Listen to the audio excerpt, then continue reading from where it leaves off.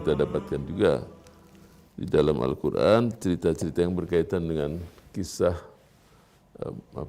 upaya Imra'atul Aziz, ya, keluarga istri dari pejabat negara tadi untuk mengganggu Yusuf alaihissalam. Antum tahu bagaimana diganggunya? Pertama disuruh pembantunya itu manggil Yusuf untuk datang. Dia udah siapkan 7 pintu. 7. Jadi ketika masuk Nabi Yusuf, dikuncilah pintu yang pertama. Dan untuk keluar itu perlu sampai 7 pintu. Ketika Nabi Yusuf alaihissalam, waktu itu masih anak muda sekali, gagah dan luar biasa. Ya. Ketika diganggu dia katakan ma'adallah. Nah, ini penting juga ketika seseorang melihat atau melihat kondisi yang sangat berbahaya, ya dia harus berlindung. Ma'adallah, aku berlindung dan tempat berlindungku hanya kepada Allah Subhanahu wa taala. Kemudian juga ketika di depan itu ada maksiat, dia harus lari dari tempat itu. Hindari tempat itu, enggak akan mampu orang bertahan. Larilah Nabi Allah Yusuf pintu pertama sampai pintu yang ke-7. Nah, pintu ke-7 itulah saat dia memang terkunci. Ya, terkunci. Pas saat itu pejabat negara tadi langsung buka pintu dan Nabi Yusuf atau Yusuf di situ langsung berhadapan dengan tokoh yang dia tinggal tadi. Nah, ketika dia berhadapan, langsung Zulaikha mengatakan, apa kira-kira sikapmu kalau engkau mendapatkan orang yang tinggal di rumah ini ingin berbuat sesuatu pada istrimu? Ya, Yusuf mengatakan, enggak ada, dia yang kejar-kejar saya. Terus majikannya tadi buktinya apa? Rupanya ponakannya istrinya itu, istri majikan ada di situ, masih bayi. Kemudian dengan izin Allah dia ngomong, kalau sampai pakaian itu robek di bagian di bagian depan, berarti dialah yang benar. Maksudnya istri tadi Yusuf yang salah. Kalau yang robek di bagian belakang, berarti yang salah itu, yang enggak benar itu adalah istrimu, bukan Yusuf alaihissalam. Anak yang berbicara di kala masih bayi ini terjadi juga di kisah-kisah sejarah sebelumnya. Seperti kisah Masyitah. Kita pernah dengarkan kisah Masyitah. Masyitah ini sejarah tidak tahu siapa namanya, tapi tahu profesinya. Subhanallah. Antum cari namanya, nggak ada yang tahu. Tapi profesinya Masyitah. Bagian apa? Nyisir. Jadi profesi itu nyisir, tapi namanya coba. Kita nggak ada yang tahu namanya siapa. Nah, dialah yang ketika terjadi di Ashabul cerita dengan termasuk di Mesir Firaun, dia profesinya menyisir. Ketika jatuh sisir dia sebutkan nama Allah. Anak Firaun itu sendiri memang ada Tuhan selain ayah saya, ya Allah Subhanahu wa taala. Nah, disitulah dia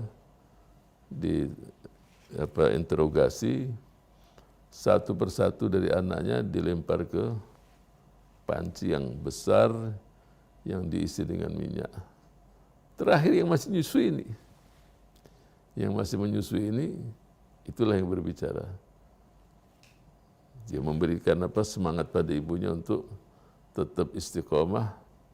Melihat bayi ini yang masih disusui ngomong, ya semangat sih ibu. Memang mengerikan, tetapi dengan izin Allah, wallahu alam, mungkin ketika dilempar, ya mereka udah dicabut nyawanya, udah selesai. Seperti cerita Asia dengan Firaun. Ya itu juga segala cara untuk dia memurtadkan Asia tidak bisa terjadi, sampai ya dilemparkan batu dari atas bukit, dia tetap aja. Nah, tapi ketika batu tadi jatuh menimpanya, ruhnya udah dicabut oleh Allah, jadi tidak merasakan siksaan tadi. Mungkin itu yang terjadi. Ya, jadi cerita-cerita anak bayi tadi berbicara banyak, seperti cerita Jureid juga. Jureid dengan ibunya, ya abid, tapi dia ibunya datang pas dia lagi ibadah, ketuk-ketuk nggak dibukakan. Nah di situ kalau seorang ibu, seorang ayah udah berdoa, Allah akan kabulkan. Nah, diujilah dengan fitnah tadi. Seorang wanita yang melakukan perbuatan serong tapi menuduh bahwa yang di dalamnya itu adalah dari perbuatan Jureid tadi. Tapi dengan izin Allah, akhirnya si bayi tadi juga ngomong bahwa yang berbuat si fulan. Nah, ini contoh-contoh yang ketika Rasulullah Isra, ketika Rasulullah Mi'raj mencium bau harum, malaikat Jibril mengatakan itulah bau harum dari Masyitah dan keluarganya dengan anak-anaknya. Kemudian yang menarik juga dari cerita ini adalah kita harus tetap istiqomah dengan karakter ihsan. Kita lihat bagaimana Yusuf alaihissalam sebelum belum jadi nabi dan sesudahnya, ketika dia dalam keadaan sulit di penjara, ada dua orang yang menemani dan dia mentakwilkan mimpinya. Ketika mereka bertanya, keduanya mengatakan inna naraka minal muhsinin. Inna naraka, ya kami sesungguhnya melihat kamu orang yang berbuat ihsan, orang yang baik. Jadi orang baik itu kelihatan dari perilaku, karakter. Sampai ketika dia menjadi tokoh dan pemimpin dan mungkin kalau sekarang bisa dikatakan menteri keuangan, ya saudara-saudara dia yang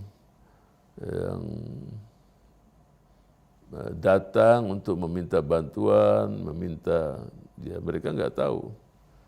Ya, dan Yusuf bersama Binyamin saat itu, karena di dalam keranjangnya atau tempat Binyamin itu sendiri didapatkan tempat untuk menimbang takaran tadi, yang dengan itu konsekuensinya Binyamin harus bersama Yusuf di Mesir.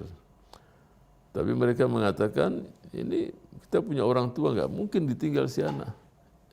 Inna naraka minal muhsinin. Nggak berubah.